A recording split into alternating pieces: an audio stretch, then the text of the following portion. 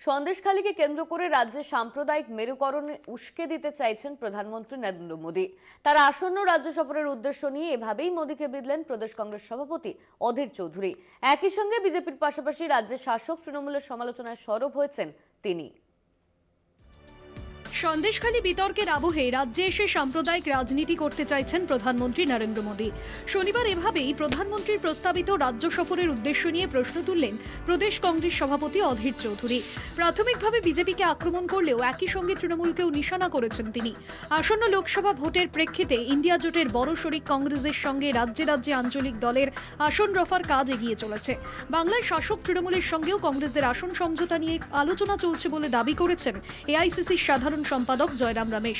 Congress high command জোটের পক্ষে সওয়াল করলেও প্রদেশ কংগ্রেস সভাপতি অধীর চৌধুরী তৃণমূলকে আক্রমণের পথ থেকে সরছেন না। আগামী মার্চে একাধিক দফায় রাজ্যে আসছেন প্রধানমন্ত্রী নরেন্দ্র মোদী।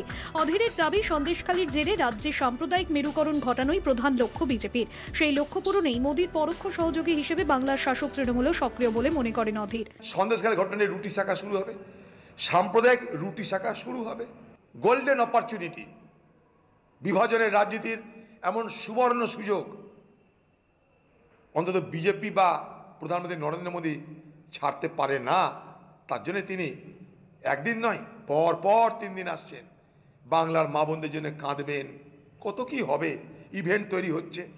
সেই সুযোগটা তুলে দিচ্ছে সোনার থালায় করে পশ্চিমবঙ্গের সরকার। শুধু ধর্মীয় মেরুকরণ এটা নিয়ে এই কেসেটটা পুরনো হয়ে গেছে, ঠিক আছে, কংগ্রেসের কাছে। আরে বেশি এই কেসেটটা বেশি দিন চলবে না। আমাদের প্রধানমন্ত্রী কোনোদিনও ধর্মীয় মেরুকরণ নিয়ে ইয়ে করেন না। তো মানুষ জানে যে সবকা সাথ সবকা বিকাশ সবকা প্রয়াস চলছে, এই মন্ত্রই চলছে। প্রাথমিকভাবে মোদীকে আক্রমণ করেছেন অধীর, কিন্তু সন্দেশখালীর জেট টেনে মোদীর বিভাজনের রাজনীতির সঙ্গে তৃণমূলকে কাঠগড়ায় দাঁড় করাতে সমান তৎপর ছিলেন প্রদেশ সভাপতি। স্বভাবতই ক্ষুব্ধ তৃণমূল। জাতীয় কংগ্রেস এবং রাজ্য কংগ্রেস এই বিষয়ে ভিন্ন মত পোষণ করে এসছে বারংবার।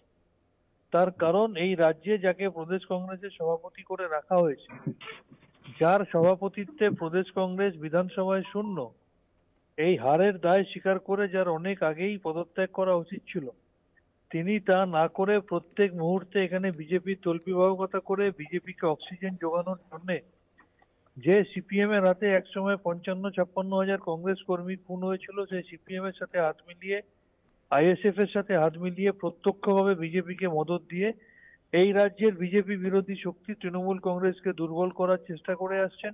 তৃণমূলের সঙ্গে আসন রফা নিয়ে আলোচনার দরজা খোলা রয়েছে বলে যখন আশা প্রকাশ করে কংগ্রেস হাইকমান্ড, তখন অধীরের আচরণ জোট প্রয়াসের উদ্যোগকেই প্রশ্নের মুখে ফেলে দিচ্ছে বলেই রাজনৈতিক পর্যবেক্ষক মহলের ধারণা।